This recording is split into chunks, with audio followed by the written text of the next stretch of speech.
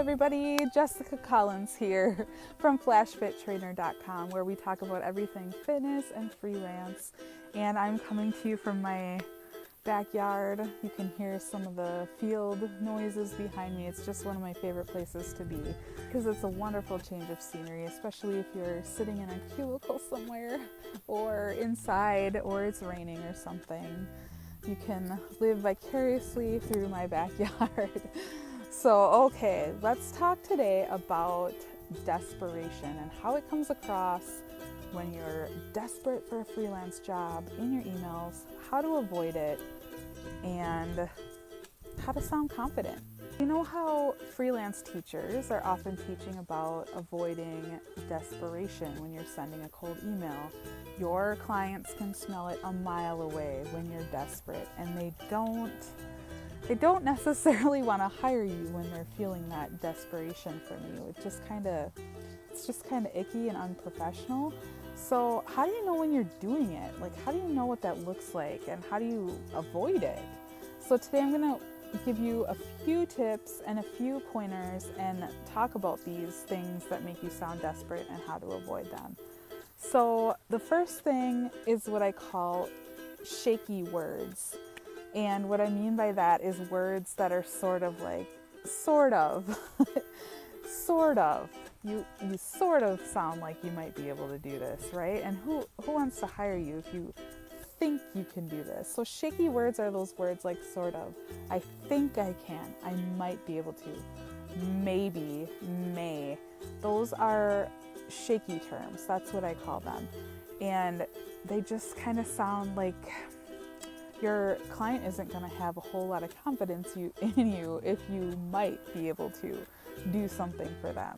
So what I like to use are power words, strong words, be confident, even if you're not entirely sure of yourself, because that can be tough too. I can write this blog post for you. I can be your blog post writer.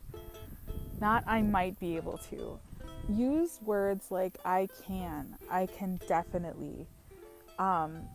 Just words that convey your confidence to them, because those shaky words are not going to cut it. You have to show your confidence. You have to show that you can do what you say you can do. The second way that people often sound desperate is when they put the business owner, that their prospect, their client, on a pedestal. You hold them way up and you treat them that way, and you treat yourself as way down here somewhere. And that really defeats sort of the purpose of owning your own business, because really you're talking CEO to CEO. Treat yourself like a CEO. You own a business. You are talking business owner to business owner. You are not their assistant. You are not their employee. You are business to business. So when you're writing a cold email or you're talking to a client on the phone, just make sure that you're on the same level as them. Even if, this might take some mindset shifting. This might take some mindfulness practice, and maybe some journaling. You know that I love journaling. So just, think through, write through how you are a business owner. You are on the same level as them, and you deserve to be treated that way, CEO to CEO. So don't approach your emails as, I want to do this for you. Can't wait to work for you.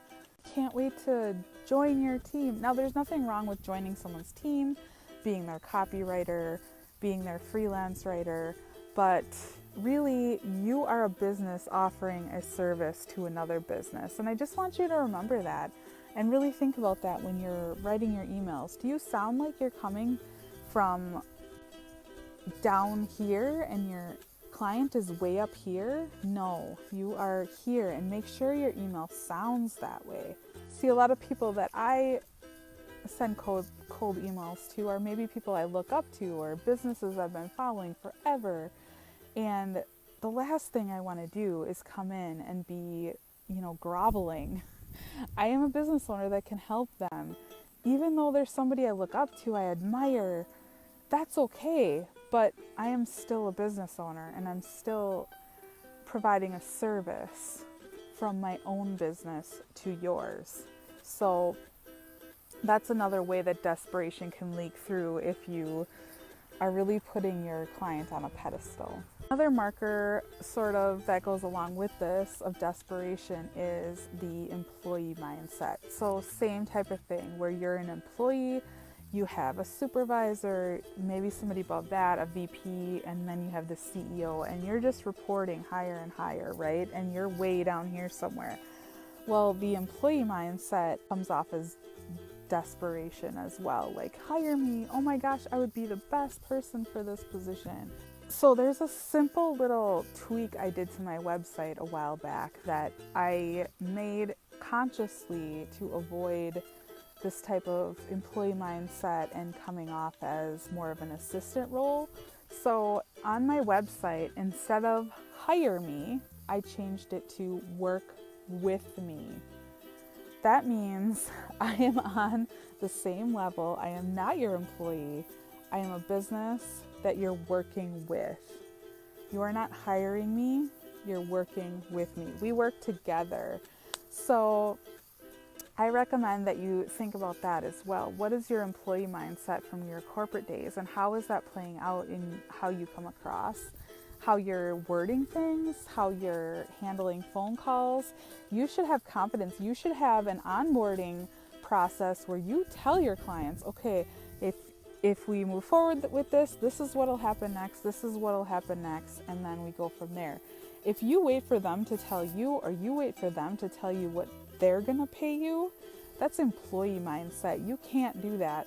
You need to have your prices set. You need to approach them with your process and tell them how much it's going to cost. And that is how you approach it like a business rather than an employee. So that it can be another marker of desperation. Just be careful that you're not coming across as an employee. You are an equal and you are working with them. The next way that desperation sort of comes across is when you're so desperate for work that you offer something for free. Okay, now working for free, it's great in some situations. You should, maybe your very first sample that you put together could be a freebie that you give to someone. But after that, absolutely not. Do not come in saying, oh, I want to work with you so bad. Here, I'll offer this for free. And then we can go from there. No, don't do that. That looks desperate. If you have I personally like to offer a lot of paid trial where a potential client can pay me just to do a small project, just to see how we work together, maybe $100 quick thing. And that conveys to them that I don't work for free. This is a business. Can't just do quick freebies. And it shows, hey, I have enough business that I don't need to do free anymore. Even if you're not quite at that point yet, you deserve that. You deserve to be paid for your work, no matter what. So offering free services out of desperation is a no-no, and that just shows your clients that you're desperate and they will try to shortchange you from then on. So be careful, be very careful with offering free work. And the final point that I have to make about desperation is begging. Any sort of groveling, any sort of please, please, please sort of energy that comes across in your emails, don't do it. That's desperation. You don't want to put your clients in a position where they feel like they're like maybe obligated to you or they feel bad for you.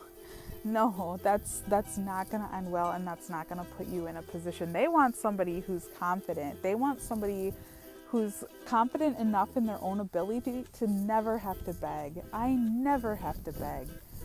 Do not beg.